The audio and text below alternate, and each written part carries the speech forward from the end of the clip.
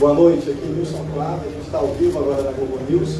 Eu queria perguntar para o senhor a avaliação que o senhor faz do debate e saber, na sua avaliação, qual o impacto que o debate marcado ali, muitas vezes por troca de acusações, pode ter sobre o eleitor indeciso até esse instante. Primeiramente, parabéns à Globo pelo formato, pela liberdade que tivemos e também vi imparcialidade. Então, deu para cada um apresentar as suas propostas, tecer, obviamente, críticas a outros e recordar a memória de muita gente e fazer lembrar os jovens que não viveu 2003, 2016, do que foi o governo Lula e Dilma. A desgraça que foi para o país, esse governo, em todos os aspectos, todos, sem exceção. Principalmente a questão econômica, quando acabamos em 2015, 2016, o Brasil numa recessão, uma destruição de 3 milhões de empregos, sem pandemia, sem guerra, apenas corrupção. Deu para chamar a responsabilidade do outro candidato. E parece que ele está sofrendo de amnésia. O que foi a corrupção do seu governo. Em especial, quando ele fala dos mais pobres, ele tinha o Bolsa Família que pagava em média R$190. Nós triplicamos esse valor com a responsabilidade fiscal. E lá atrás, quem conseguia emprego, perdia o Bolsa Família. Nosso governo perde, ainda ganha mais 200. E nós queremos todos trabalhando. Além das questões econômicas, reduzimos o preço dos combustíveis, sem canetaço, com a ajuda do parlamento. Estamos no 3º mês com deflação. Os números da economia são sempre revistos semana a semana para cima. O Brasil está bem no mundo todo da sua política externa, mas já viu o que aconteceu comigo e a Rússia, trazendo fertilizantes para cá. E temos hoje negócios com 190 países no mundo. Estamos tendo recorde de entrada de dólar aqui para investimento. O país, o Brasil, é um porto seguro. Há uma confiança no seu governo, por mais que alguns queiram. Falar o contrário, a verdade está aí. E quando se fala em número, você não tem que contestar. Tem coisa errada ainda? Tem. Né? Vamos aperfeiçoando. Muita gente muito mais preocupada do que eu falo, do que eu faço. Peço desculpa se sou meio grosso de vez em quando, falo um palavrão ou outro, peço desculpa. Mas eu vou melhorando. E o que interessa? Que mesmo passando por uma pandemia, muita gente perdendo a vida, uma crise de falta d'água enorme. O ano passado, uma guerra esse ano, estamos indo muito bem. O mundo está assustado da forma positiva como o Brasil está na economia. Vamos crescer mais que a China. Temos inflação menor do que a Europa, do que os Estados Unidos. E se compararmos aqui com outros países da América do Sul, que tem uma ideologia exatamente igual ao do Lula, isso com toda certeza faz com que os indecisos volte para o nosso lado. E quem votou sem convicção do lado de lá, reflita e venha para o nosso lado. Esse é o balanço que eu faço aí do debate. Presidente, aqui o microfone, por gentileza. Presidente, à sua esquerda aqui, Rodrigo Viga, por favor, presidente. Tem uma ordem aqui, eu estou no meio do bolo aqui à sua esquerda. Rodrigo Viga, bom dia, boa noite. Presidente, por gentileza, o senhor acha que, como é que o senhor avalia o seu desempenho no debate? O senhor acha que venceu esse debate? Você poderia detalhar um pouco mais essa proposta nova que o senhor trouxe com relação ao salário mínimo de R$1.400, porque de onde vem a fonte de receita para bancar esse salário de R$1.400? Mas onde veio o dinheiro do auxílio emergencial mais 2020? O Auxílio Brasil também, de 400 foi 600.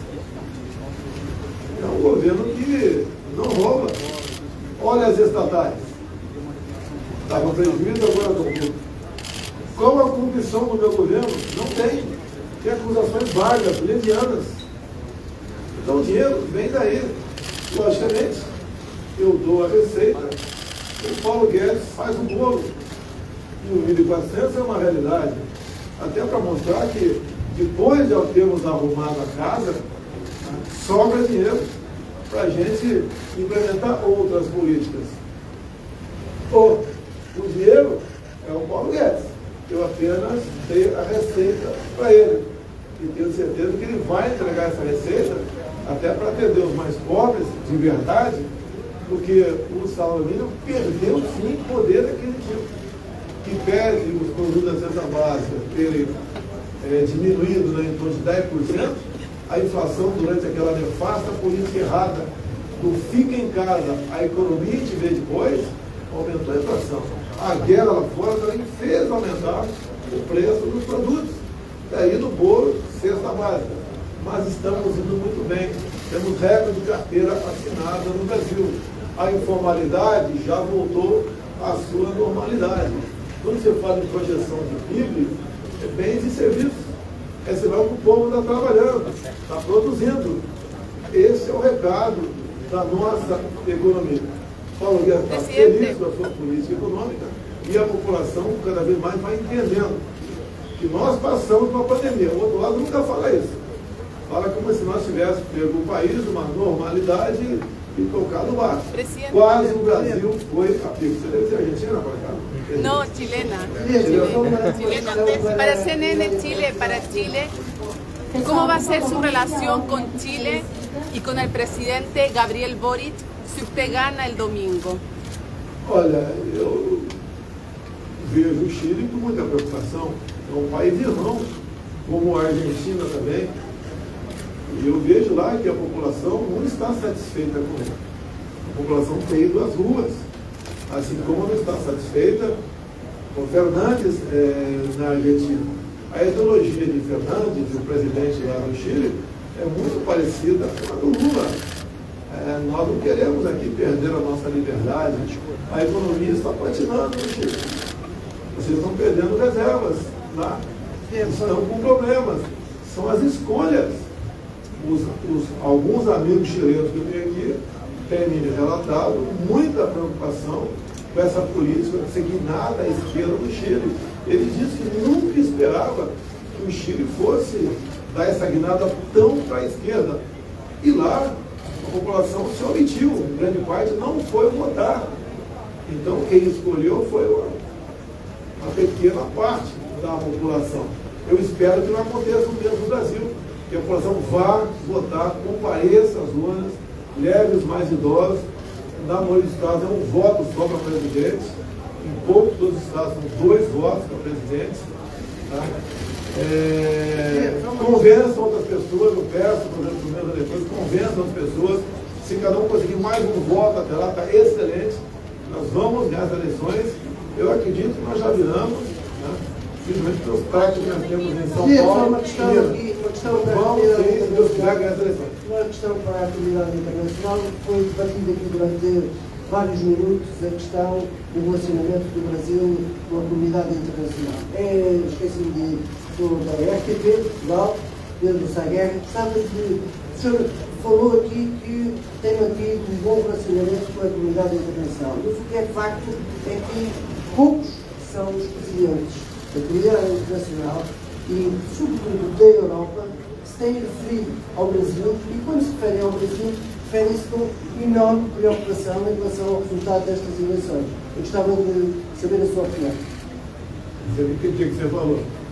Não entendeu? Olha, eu entendi. Se quiser, repetir. Não, mas você vai repetir, eu vou continuar não entendendo, tá? Eu não falo espanhol nem portunhol. Eu falo portunhol. Desculpa que eu não falo, mas vê se eu entendi aqui. Eu tive há pouco tempo com o Biden. Tive uma reunião bilateral com ele, depois uma outra reservada.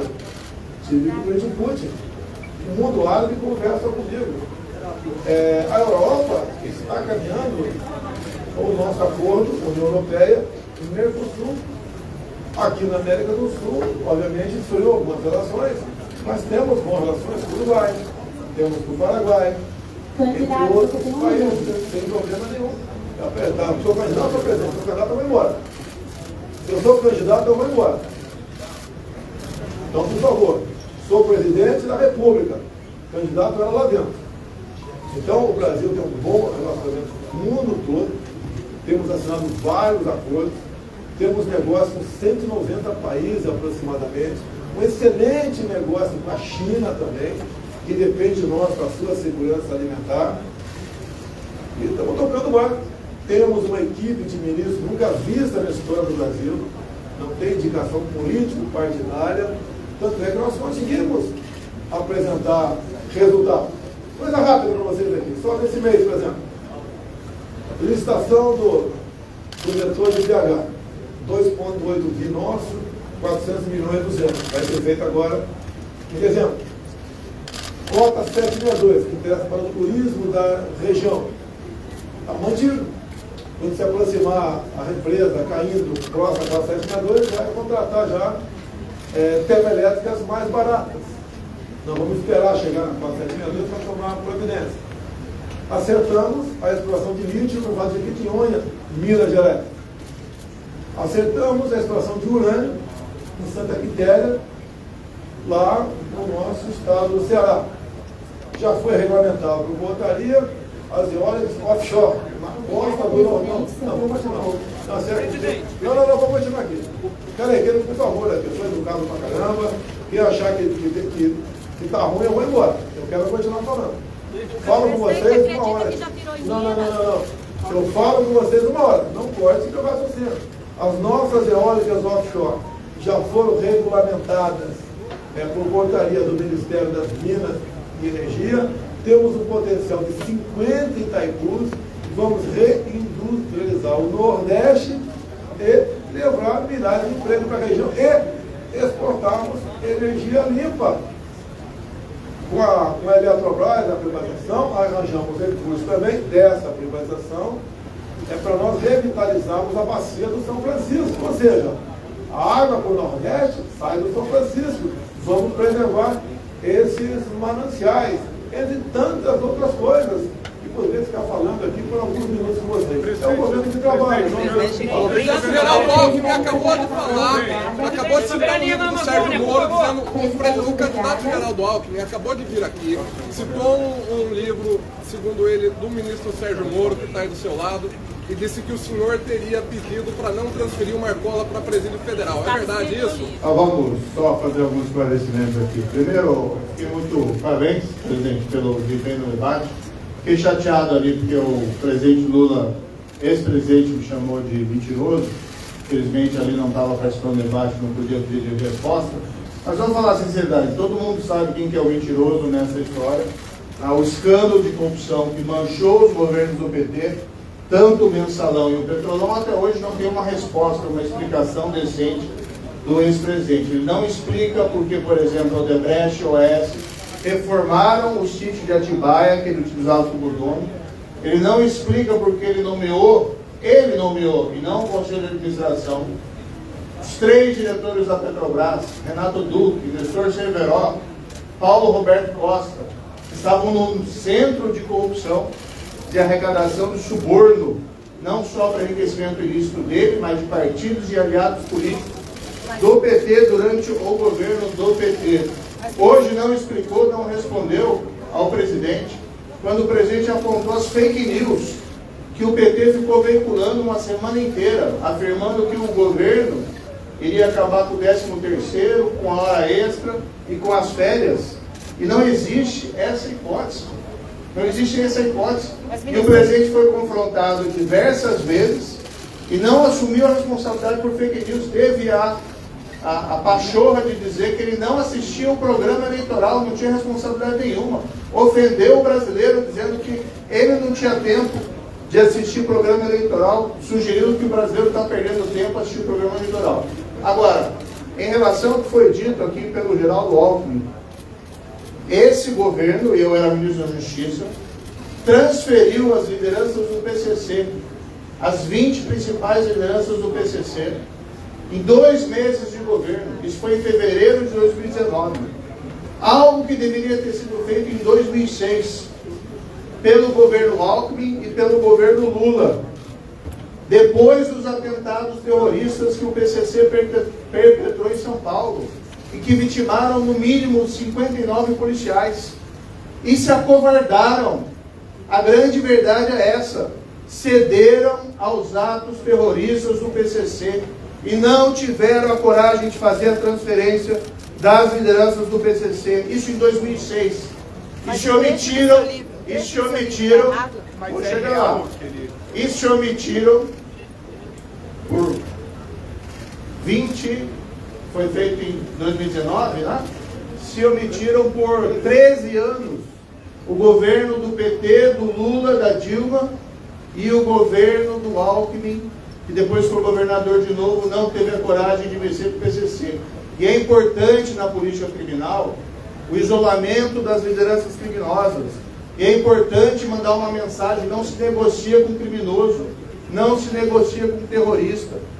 O governo adotou uma política séria de segurança que levou à redução da criminalidade. Também foi perguntado ao Lula por que os assassinatos no governo do PT passaram de 2002, 51 assassinatos por ano, para mais de 65 mil assassinatos em 2016, o último ano do governo do PT. Enquanto que nesse governo, e aqui eu fazia parte, em 2019, os assassinatos já no primeiro ano da gestão caíram 22% para 45 mil. Sobre o episódio que o Geraldo Alckmin falou, de fato, nós planejamos a transferência das lideranças do PCC.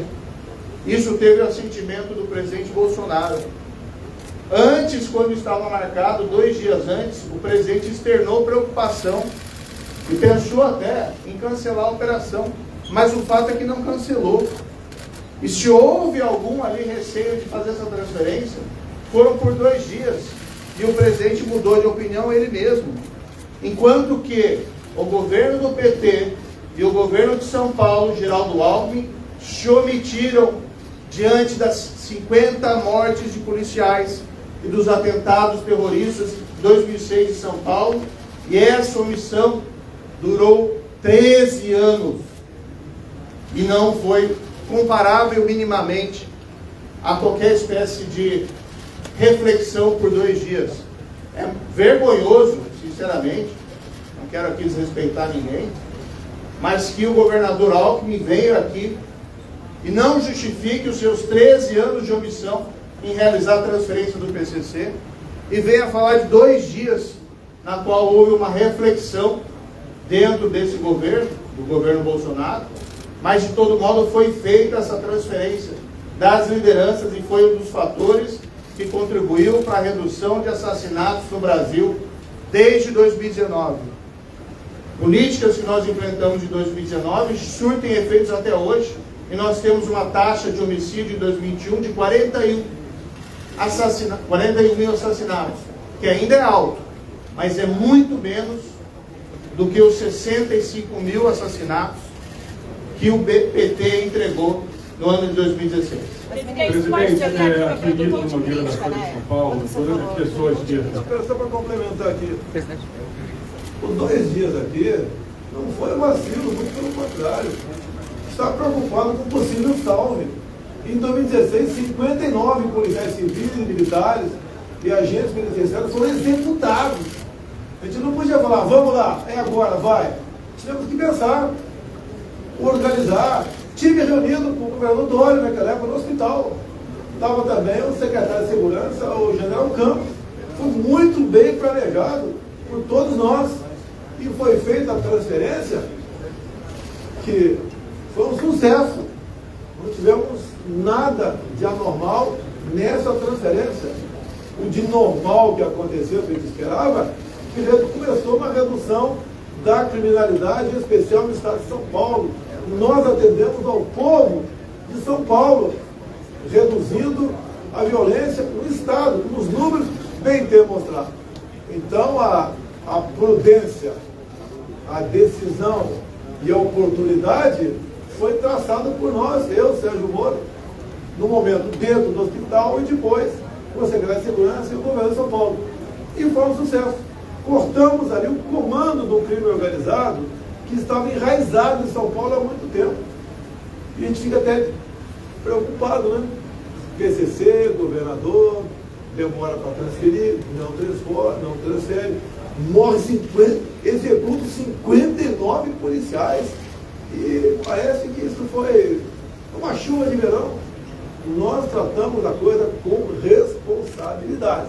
E os números de mortes por arma de fogo violentas, desde quando esse momento, começou a cair. E caiu bastante. Então, parabéns ao Moro, que conseguiu, naquela época, coordenar essa transferência, e todos nós ganhamos.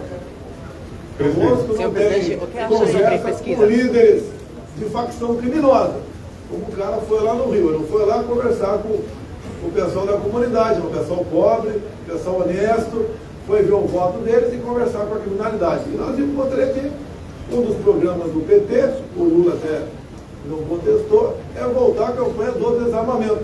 Eu perguntei para ele se ele conversou lá com a facção lá do CPX, a devolução de fuzis não tocou no assunto.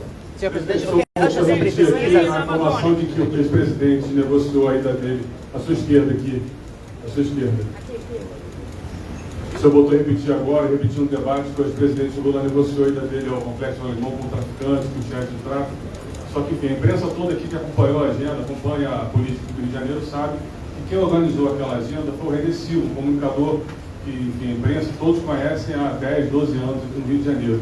Então eu queria saber por que o senhor tem insistido nessa informação, nessa mentira de que ele organizou... Você tem moral para chamar de mentiroso? Essa informação você tem moral para chamar de mentiroso? Essa informação é uma mentira. O cara entrou. O senhor está repetindo essa Presidente, informação. soberania na Amazônia, por favor.